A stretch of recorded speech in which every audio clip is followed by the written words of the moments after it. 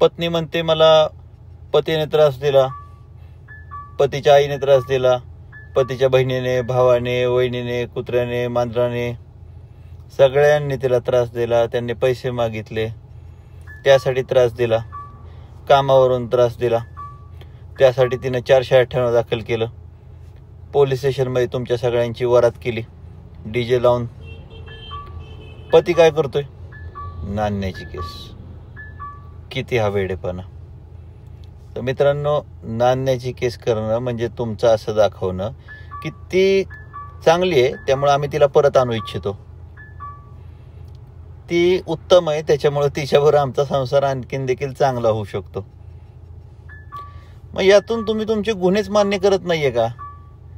त्यामुळे नांदण्याची केस केली असेल तर आम्ही तर अक्षरशः त्यांना विड्रॉ करायला लावल्यात. त्यामुळे नांदण्याची केस करण्यापूर्वी 10 वेळा विचार नक्की करा.